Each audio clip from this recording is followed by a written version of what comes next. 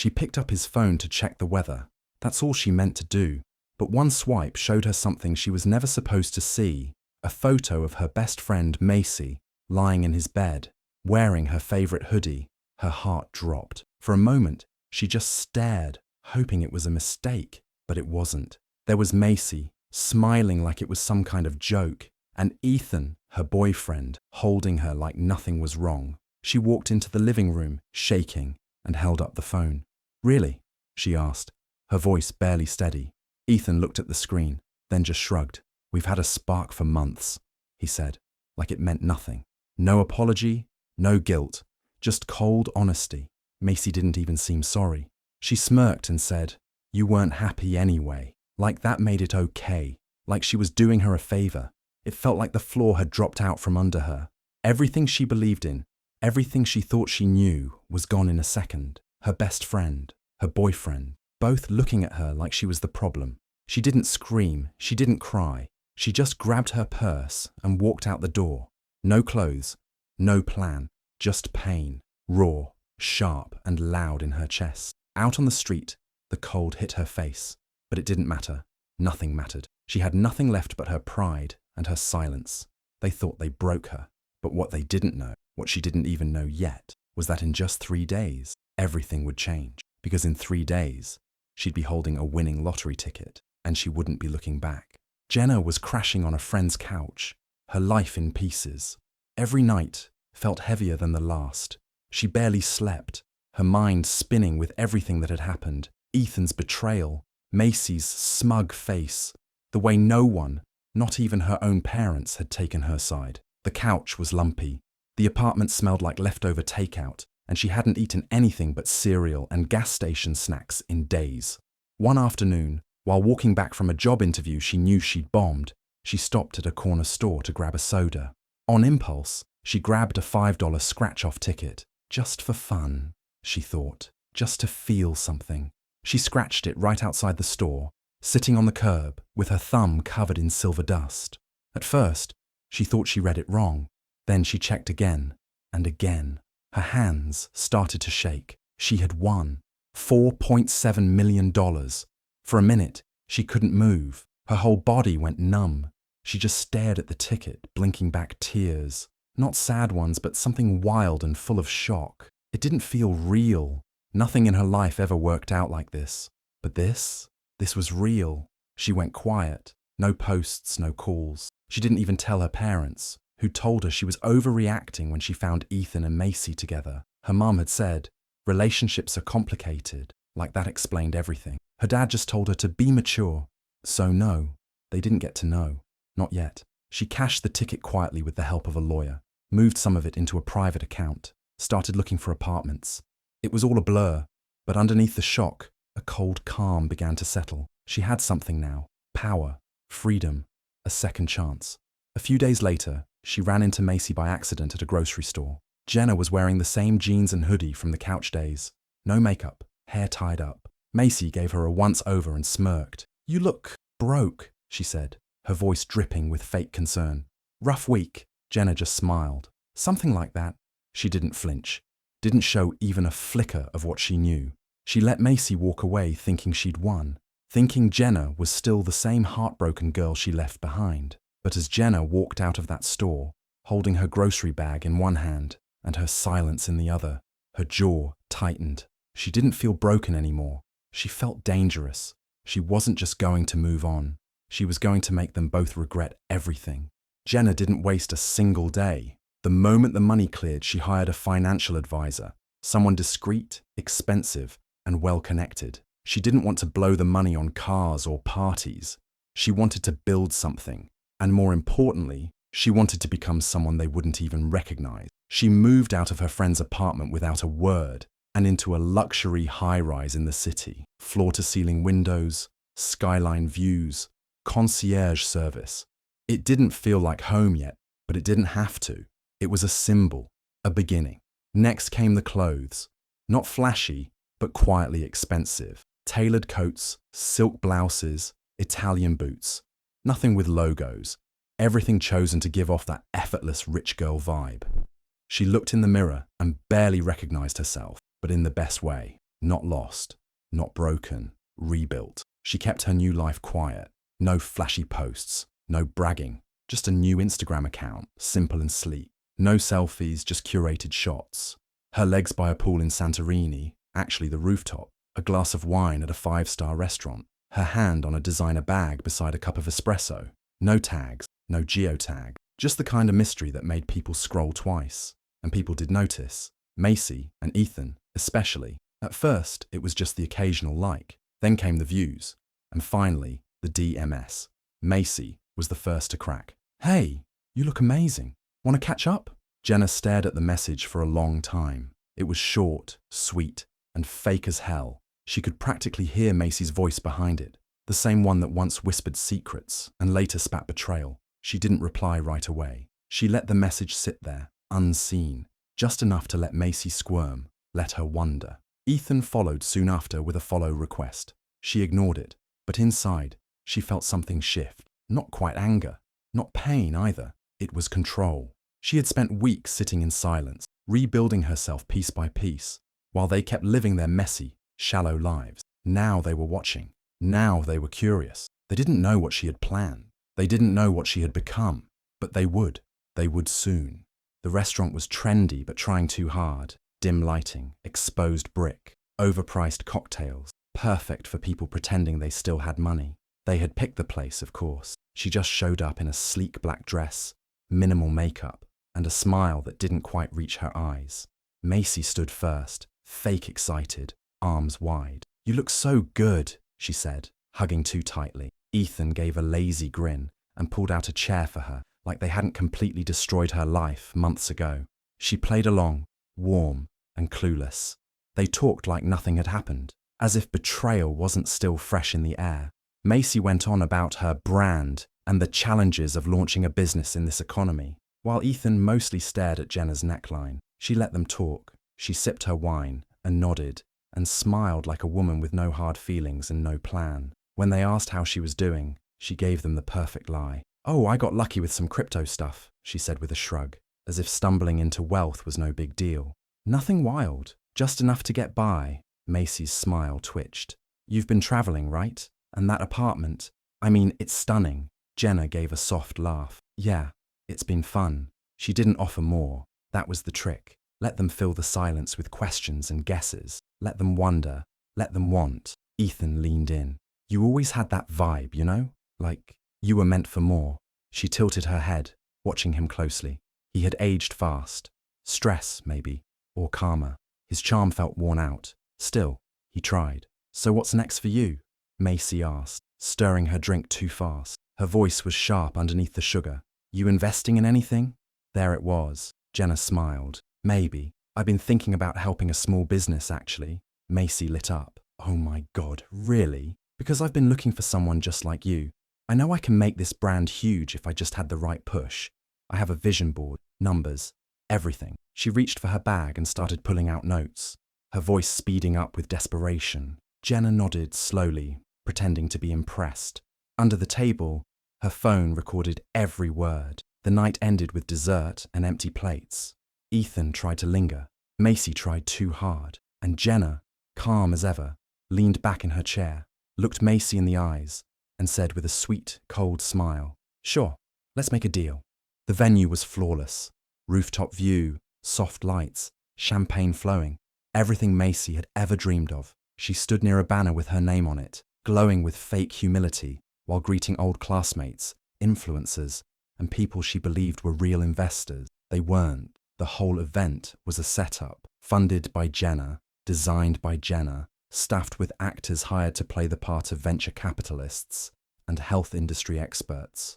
Every detail carefully planned, from the speeches to the fake interest in Macy's wellness brand, which was little more than a Pinterest board and overpriced vitamin. Macy had no idea. She walked through the room beaming, finally believing she'd made it. She even got emotional during her speech, thanking Jenna publicly for seeing her potential when no one else did. It was sweet, almost convincing. Then the lights dimmed. A large screen lit up behind her, as if cued for a promotional video. But instead of branding, messages appeared, real ones, texts between Macy and Ethan.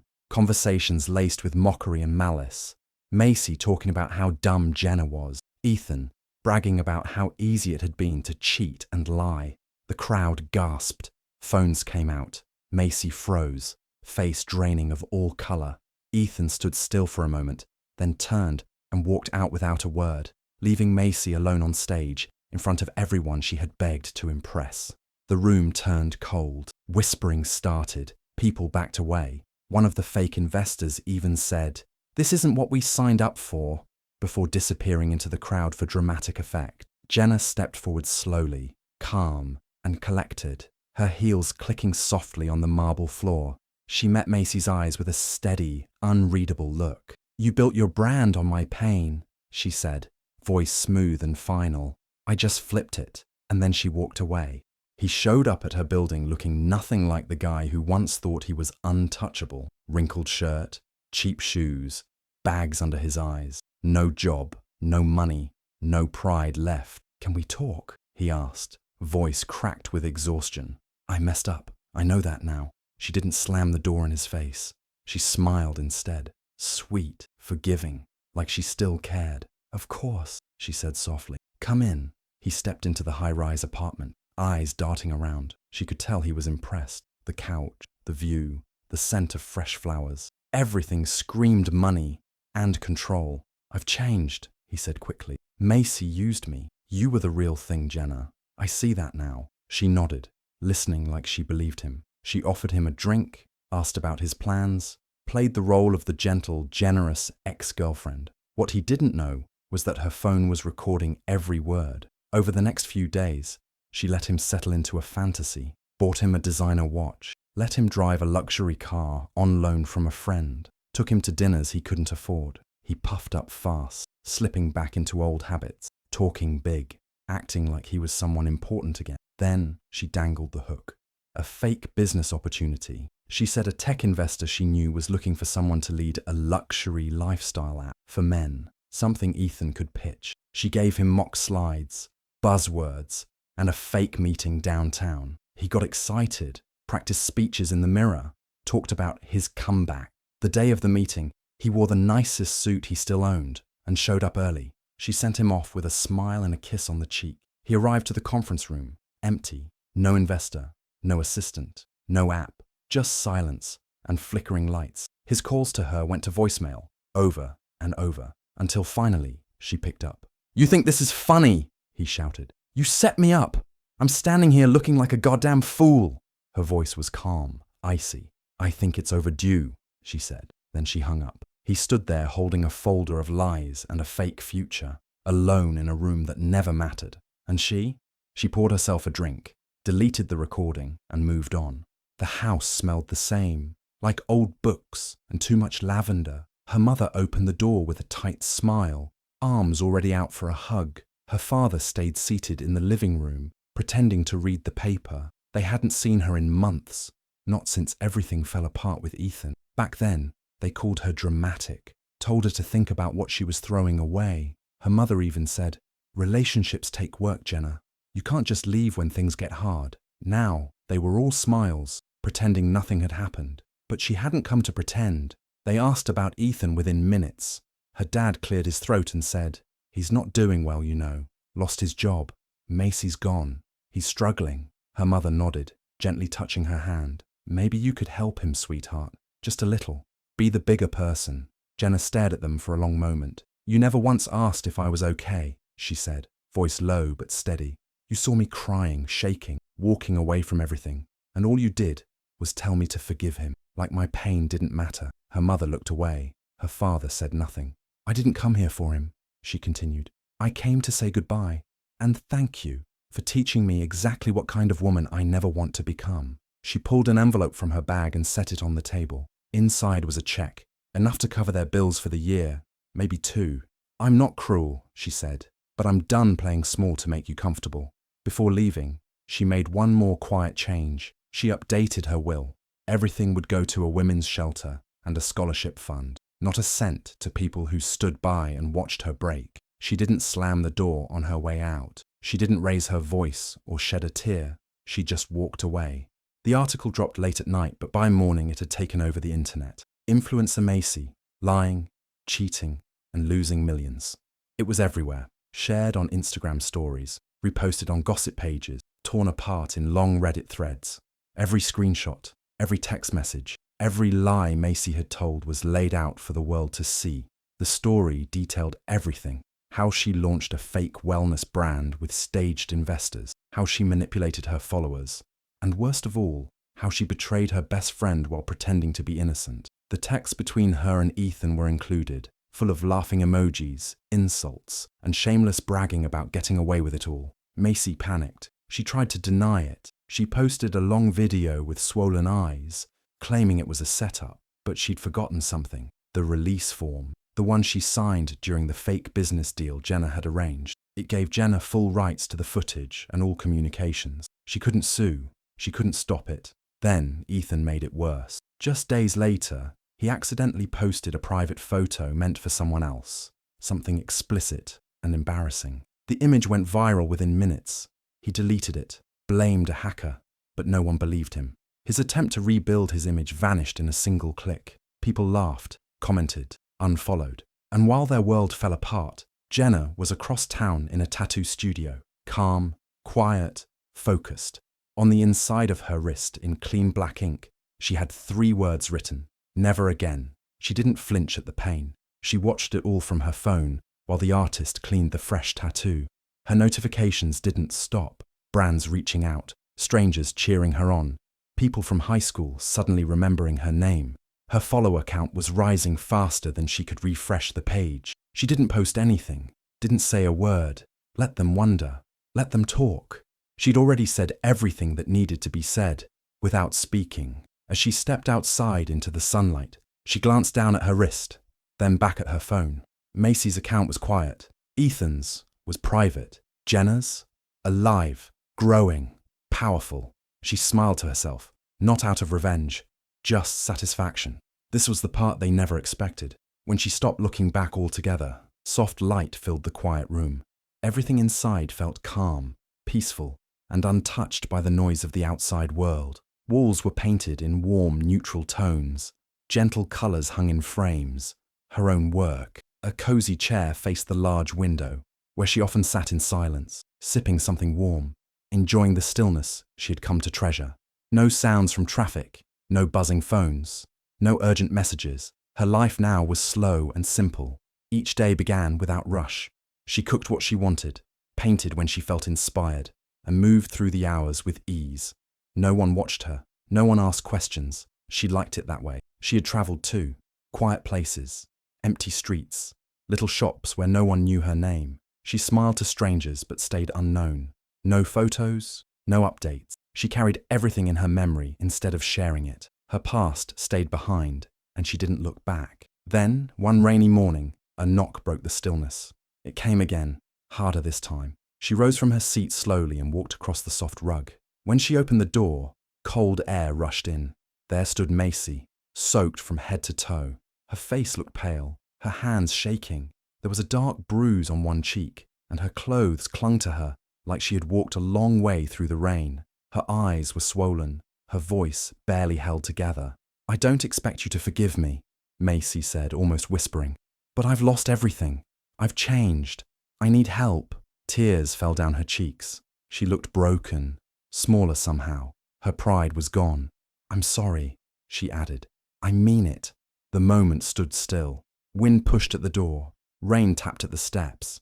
Jenna said nothing for a while. She looked at Macy and remembered, not just what happened, but how it made her feel. The silence, the betrayal, the way she was tossed aside. When she finally spoke, her voice was calm, steady. "Some things can't be fixed." She closed the door slowly, firmly, finally. No anger, no yelling, just the end. She walked back inside, picked up her paintbrush, and returned to her canvas. Colour met blank space again. Each stroke was her own. Outside, the storm carried on. Inside, peace remained. Some bridges weren't meant to burn. They were meant to be incinerated. 6 months had passed and life felt different. Quiet, safe, full. She didn't post online. She didn't explain her choices. She simply lived. No one knew what she had done, and that was exactly how she wanted it. One morning, she made a decision. She sent an anonymous donation of $1 million to a women's shelter in Macy's hometown. No name, no message, just a gift to a place that helped people rebuild after pain. She never told anyone, not even her closest friends. It wasn't about showing off. It was about doing something real, something that mattered. Weeks later, a letter arrived. The envelope was plain. Inside was a thank you note from the shelter. It didn't mention her name. No one knew it came from her. But the words were kind and full of hope. One part stood out. A woman stayed at our shelter last month. She found the strength to leave an unsafe home. Your donation gave her a safe bed, food, and peace. She says it saved her life. Jenna read the letter twice, then folded it carefully and placed it inside a drawer. There was someone new in her life now. A man who didn't know about her past with Ethan or Macy. He didn't ask many questions. He liked her quiet, her strength, her calm. They took slow walks, cooked simple meals, and talked about everything except the things that no longer mattered. She kept their time private. No photos, no updates, no stories for others to see. One night, she opened a small box from her closet. Inside was an old photo of her and Macy at the beach. They were smiling, arms around each other, back when she thought their friendship was real, back when she trusted too easily. She stared at it for a moment, not with sadness, but with distance. Then she lit a match. The flames ate away the picture slowly, curling the edges, turning it to ash. She didn't flinch. She didn't cry. She watched until the last corner burned away. Then she opened the window, let the smoke drift out into the night, and closed it behind her. I didn't just move on, she whispered to the dark. I built a life they couldn't touch. Do you think Jenna did the right thing by staying silent and walking away for good? Or should she have given Macy or Ethan a second chance? Let me know your thoughts in the comments. I'd love to hear what you think. And if you enjoy stories like this, don't forget to subscribe and hit the notification bell so you never miss the next one.